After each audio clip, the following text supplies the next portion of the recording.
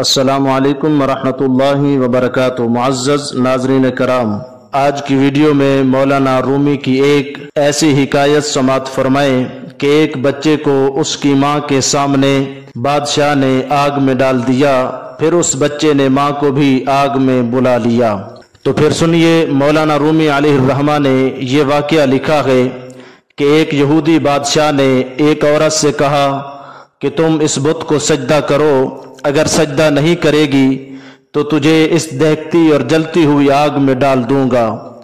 وہ عورت چونکہ ایمان اور توحید میں بڑی مضبوط تھی تو اس نے بادشاہ کی بات پر کوئی پرواہ ہی نہ کی اور بت کو سجدہ کرنے سے انکار کر دیا۔ ظالم بادشاہ نے اس عورت کی گود سے اس کے بچے کو چھین کر جلتی ہوئی آگ میں پھینک دیا۔ عورت یہ منظر دیکھ کر کانپ اٹھی، کیونکہ ماں تھی، ماں کا دل بڑا ہی نرم ہوتا ہے۔ اس بچے کی ماں کے جذبہ ایمان کا امتحان تھا۔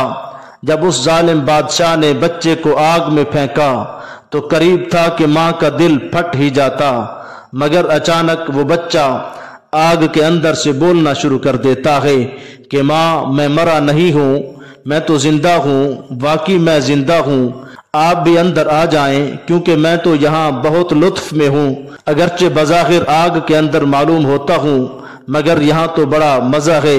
امی، آپ بھی اندر تشریف لائیں تاکہ آپ بھی اللہ رب العزت کے دین حق کا معجزہ دیکھ لیں، اور تاکہ آپ بھی اللہ تعالیٰ کے خاص بندوں کا عیش و آرام دیکھ لیں۔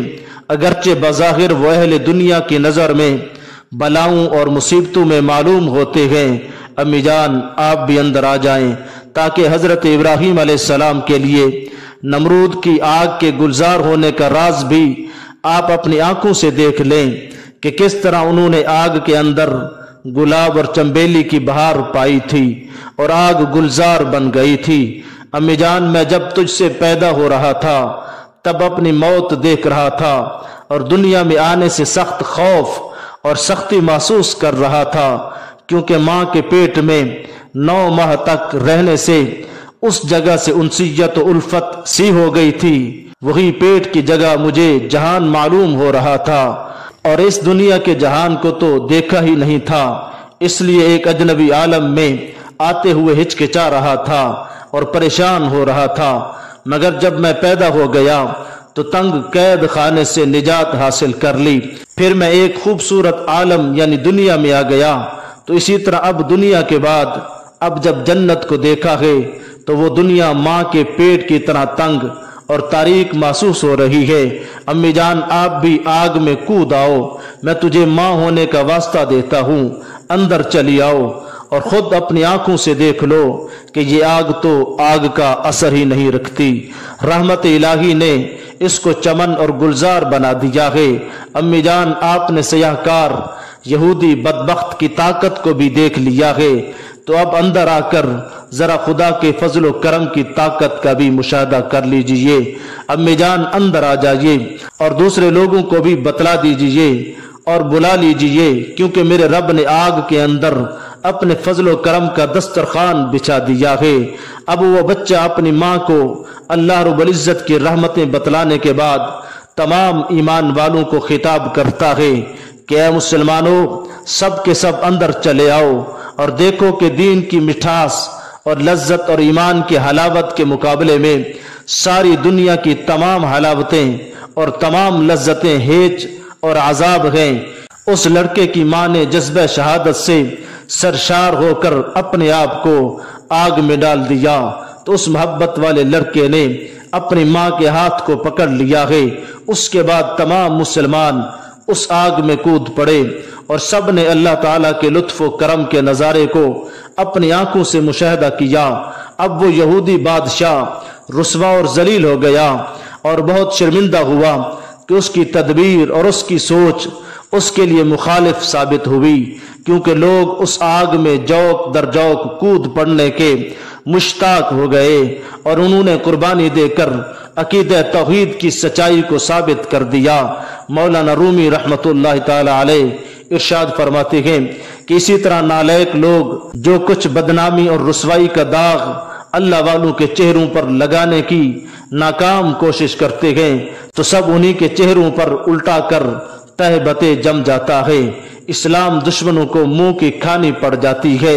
हत्ता कि जब उस यहूदी बादशाह ने जब हैरान कुन माजरा और मंजर देखा तो उस आग से कहने लगा, ए आग, तुझे क्या हो गया है कि तू अपनी पुरसतिश करने वालों और पूजने वालों पर भी अब रहम नहीं करेगी और इन फर्जंदान तौहीद को अपने दामन में पनाह देकर मुझे रुस्वा और जलील कर रही है।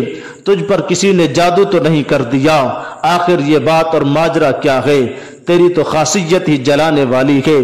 तेरे अंदर लकड़ी चली जाए तो तू उसे जला देती है, अगर लोहे को डाल दिया जाए तो तू लोहे को भी आग बना देती है। अब तेरी ये खासियत कहाँ चली गई है?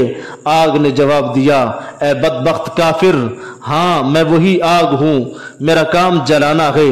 अगर मेरी खासियत को चेक करना है तो जरा तू अंदर तो आ जा ताकि तुझे मेरी खासियत का पता चले और मेरी आतिश और तपश का मजा चख ले। कहने लगी, सुनो, मेरी तबीयत और मेरी असल हकीकत तब्दील नहीं हुई है। मैं तो अल्लाह की तलवार हूँ, लेकिन इजाजत से ही काटती हूँ। मेरा असल काम जलाना ही है, मगर मुहिब्बीन खुदा के लिए तो गुलजार बन जाती हूँ और दुश्मनान खुदा को तलवार बनकर काटती हूँ। इस वाक़या के बाद अब मौलाना रूम रहमतुल्लाह अलैह लोगों को आम नसीहत फरमाते हैं कि जब तुम अपने अंदर गम और परेशानी महसूस करने लगो तो अल्लाह ताला से अपने गुनाहों की माफ़ी तलब किया करो, क्योंकि गम और परेशानी भी अल्लाह रब्बुल इज़्ज़त के हुक्म ही से अपना काम करते हैं। और जब तुम तौबा और इस्तिग़फ़ार कर लो और फिर जब अल्लाह ताला इस्तिग़फ़ार की बरकत से राज़ी हो जाएगा तो फिर हमारी सज़ा भी ख़त्म कर देगा। और जब अल्लाह ताला का हुक्म हो जाता है तो फिर खुद गम और परेशानी भी खुशी बन जाते हैं और खुद कैद ही फिर आज़ादी बन जाती है। यानी अल्लाह रब्बुल इज़्ज़त तमाम चीज़ों के तब्दील करने पर कुदरत कामिला रखता है। लिहाजा अल्लाह ताला ऐन गम को ऐन खुशी बना देता है। मजीद फरमाते हैं कि देखो, हवा, मट्टी, पानी और आग सब अल्लाह ताला के ही गुलाम हैं। गोया ये सब हमारे तुम्हारे लिए बेजान हैं, मगर अल्लाह ताला के सामने जिंदा हैं। इसलिए इनका अल्लाह ताला की इताअत और फर्माबरदारी करना कुछ भी बईद नहीं है।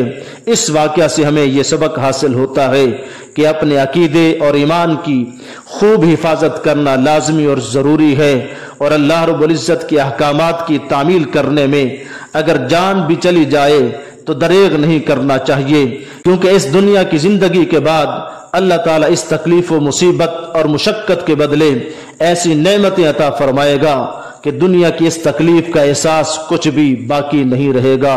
उस मासूम बच्चे और उसकी माँ के वाक़या से हम तमाम लोगों को सबक हासिल करना चाहिए कि हम अल्लाह ताला की रज़ा और खुशनुदी और इतनी अजीम जन्नत की खातिर और दीन इस्लाम की सरबुलंदी के लिए अगर जान भी कुर्बान करनी पड़ जाए तो कर देना चाहिए। अल्लाह रब्बुल इज़्ज़त हमें दीन इस्लाम की अहसन तरीके से समझ अता फरमाए।